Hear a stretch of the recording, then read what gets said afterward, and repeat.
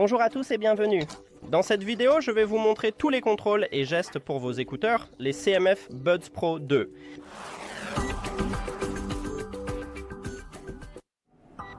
Et avant de commencer, je veux vous montrer que j'ai personnalisé certains gestes. Donc, j'ai ajouté le double appui prolongé pour les écouteurs gauche et droit, car par défaut, cette option n'est pas activée. Aussi, pour l'écouteur droit, j'ai modifié le double appui et le triple appui afin d'augmenter la fonctionnalité des gestes. Et j'ai également ajouté des contrôles pour le bouton de votre boîtier de charge. Et maintenant, voyons cela.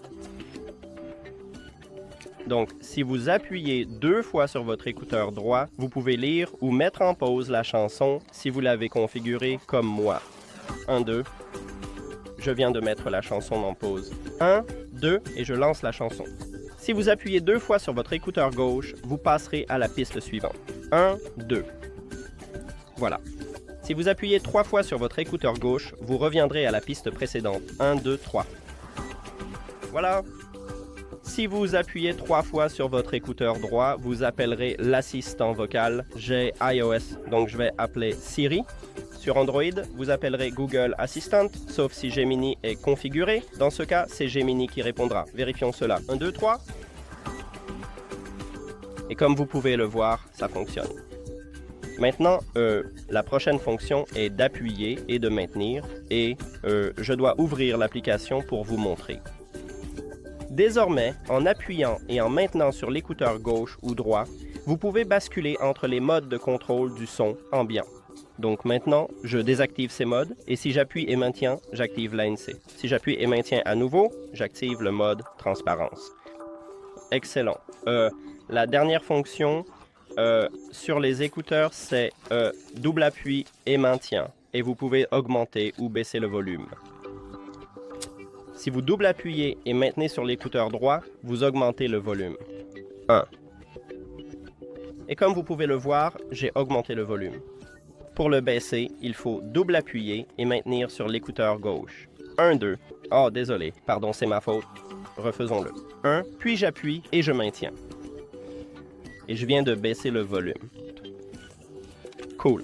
Maintenant, nous avons aussi ce bouton et je l'ai configuré pour que si vous appuyez une fois, cela lance ou met en pause la chanson.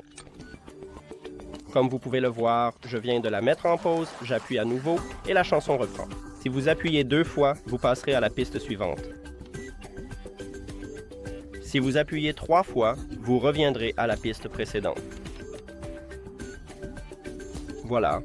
Et nous avons aussi la rotation. Donc, si vous tournez dans le sens des aiguilles d'une montre, vous augmentez le volume. Donc, comme vous pouvez le voir, je viens d'augmenter le volume. Si vous tournez dans le sens inverse des aiguilles d'une montre, vous baisserez le volume. Et comme vous pouvez le voir, je viens de baisser le volume. Et aussi, nous avons la fonction appuyer et maintenir. Et si vous... Laissez-moi vous montrer. Donc ici, nous avons le mode jeu et il est actuellement désactivé. Si vous appuyez et maintenez, je l'ai réglé pour activer le mode jeu. Appuyez et maintenir à nouveau pour le désactiver. Maintenant, la dernière chose que nous avons, je ne peux pas la changer, ça fonctionne simplement, c'est de double-cliquer puis de maintenir et vous allez activer ou désactiver ce bouton. Donc, vous pouvez l'utiliser ou non. Donc, une fois, puis appuyer et maintenir. Et maintenant, je ne peux plus utiliser mon bouton. Si je veux l'utiliser, je dois appuyer, puis appuyer et maintenir à nouveau.